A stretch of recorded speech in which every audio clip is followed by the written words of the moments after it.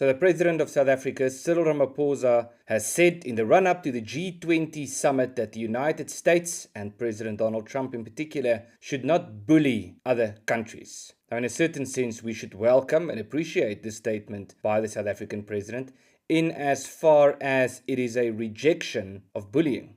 But him saying this is quite remarkable given that the South African government and the ANC, the de facto ruling party in South Africa, of which he is still the president, has actively been involved with what might be described as a bullying campaign over several decades in South Africa. And so his claim of victimhood ignores a very pressing reality, which is that the political ruling elite in South Africa, including the ANC and its alliance partners, both practical and ideological, and the different spheres of government, routinely bullies the communities over which it governs. It should be remembered that South Africa is not simply a state with a nation, but should rather be understood as a large territory inhabited by a variety of nations, but governed through a highly centralized political system presided over by a movement that describes its own ideology as a combination of race nationalism and socialism. And so this begs the question,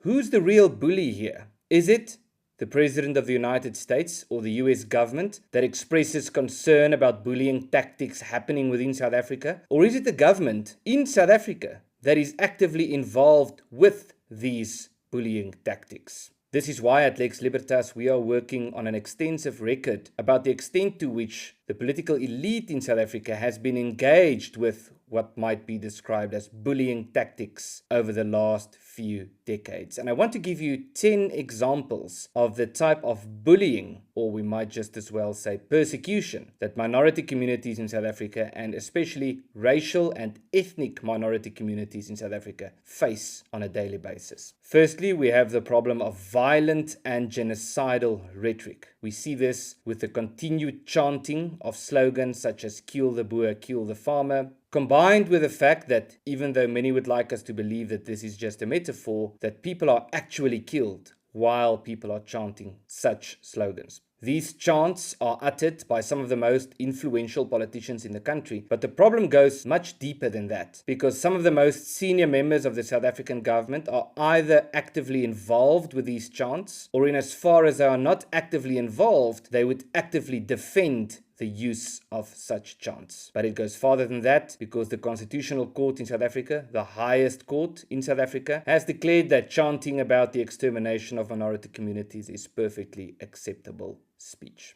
Secondly, vilification, scapegoating, and blame shifting. Those in power in South Africa have been engaged with scapegoating, blame shifting, and vilification for several decades now. This includes, for example, the claim by the state president himself that if people don't vote for the ANC, the Boers or the Afrikaners would come back to oppress them. But it goes farther than that. It includes claims by members of the South African government, for example, that Afrikaans is an ugly language. A former minister who has declared that the problem with white men in South Africa is that they have a religion that teaches or professes that they own their women and that they can murder their women if they so wish. But then, most remarkably, the claim by the former president that everything that is wrong in South Africa should be blamed on white people. This is just the tip of the iceberg when it comes to vilification, scapegoating, and blame shifting. Then, thirdly, South Africa presides over a vast network of exclusionary race laws. We know this already, that the South African government currently presides over more than 140 laws that categorize people according to the color of their skin and then declare that people should be treated differently depending on the color of their skin. There is no government in the world that has as many race laws as the South African government, and as far as we know, there has never been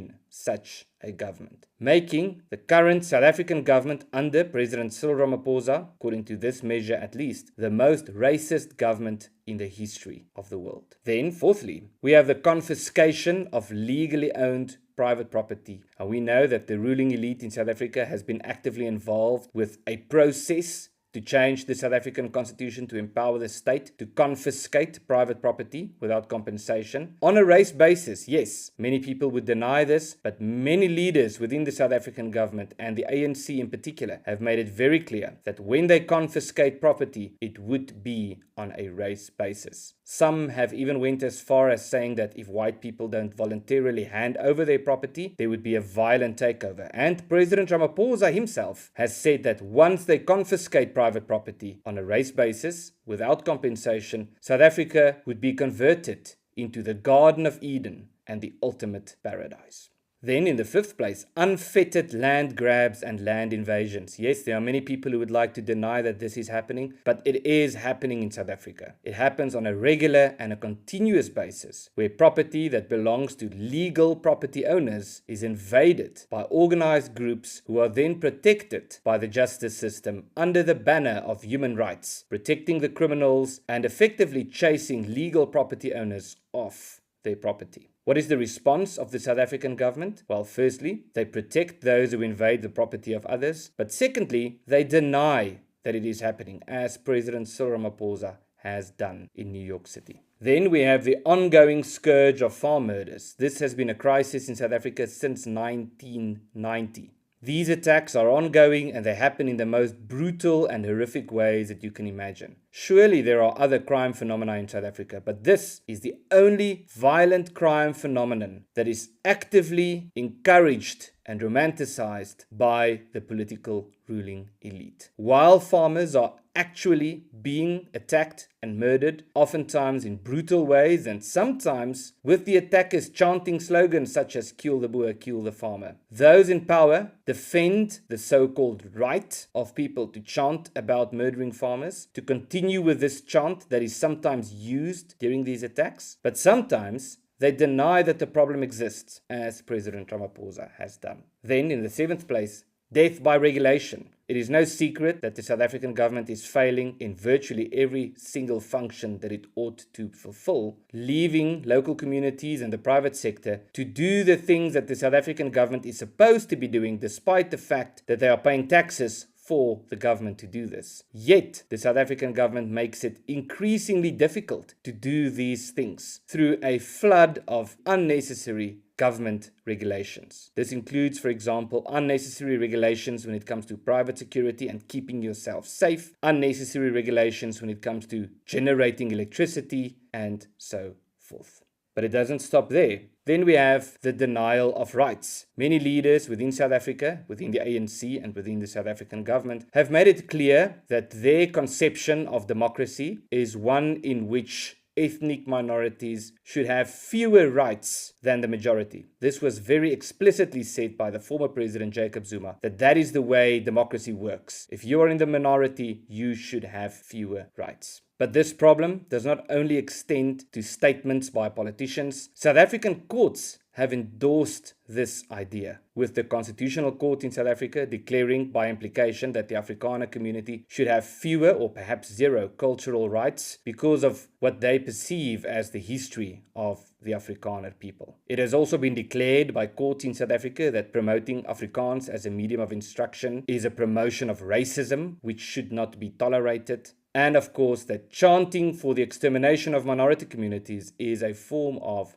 permissible speech. But it doesn't stop there. The South African Human Rights Commission has declared that when a person is accused of having committed hate speech, an important determining factor ought to be the race of the perpetrator. They even went as far as explicitly saying that when the person that is accused of hate speech is black, a lower standard should apply, meaning that it's much more difficult to be found guilty of having committed hate speech in South Africa if you are black than if you are white. But it goes further than that. We also have, in the 9th place, several cases of public denial of these very problems, denial of the fact that there are race laws in South Africa, denial of the fact that there are farm murders in South Africa, denial of the fact that there are land invasions on South Africa, denial of the fact that the South African government is collapsing. So while we experience these realities every day, the South African government, including President Ramaphosa, publicly denies the existence of these problems. And then in the 10th place, international diplomatic contradictions. While the South African government prefers to portray itself as a victim in the international sphere, prefers to present itself as some form of a champion against bullying, a champion against oppression, and so forth, it actively associates with some of the most abusive and repressive regimes. These include Venezuela, Zimbabwe, Cuba, Communist China, the Soviet Union, and the list goes on. Most recently, President Ramaphosa venerated the Zimbabwean land reform policies that were implemented under Robert Mugabe. And so we should ask the question, who are the real bullies here? Is it the political elite in South Africa that presides over a system under which all of these things are happening? Or is it the American government and President Donald Trump who says that these things are happening? Claiming to be the victim and claiming that the American government is the bully is a spectacular form of political gaslighting. It is well within the rights of the United States government and other international role players as well to take a firm stance against what is happening in South Africa, because it is indeed true that terrible things are happening in South Africa. Terrible things that we experience every day, but terrible things that are not just actively denied by those in power, but also actively pursued. This is why Lex Libertas has started a campaign and a petition to stop the persecution. This campaign will imply, firstly, a petition through which people can express their concern about what is happening in South Africa, stating that there is indeed a serious crisis in South Africa and that role players within and outside of South Africa are well within their rights to criticize the South African government for what is happening. Secondly, a campaign that will be based on research that would be published about the extent of the crisis, research that would be shared within South Africa and abroad. And thirdly, the campaign will have a significant focus on practical action to raise awareness, but also to get increased diplomatic pressure on the South African government in this regard. Our end goal, as we have said before, is a viable political dispensation for the peoples of South Africa. And the only way to achieve that is by decentralizing the political system and by promoting self-governance for the various communities within South Africa, so that the self-ascribed race, nationalist, socialist political movement that has taken control over the central government in this country do not have the power that they currently have to destroy this country. And so I want to encourage you to click on the link in the description or in the first comment below this video to support the petition, to indicate that you support this campaign to stop the persecution in South Africa, that you agree that there is a serious crisis in South Africa, that the South African government should be criticized for what is happening in South Africa, and that those who criticize the South African government for doing these things, for presiding over these things, and for denying that these things are happening, are well within their rights to do so. If you sign the petition, we will keep you posted about our campaign and the way forward, and we will involve you with this campaign in as far as you would like to become more actively involved.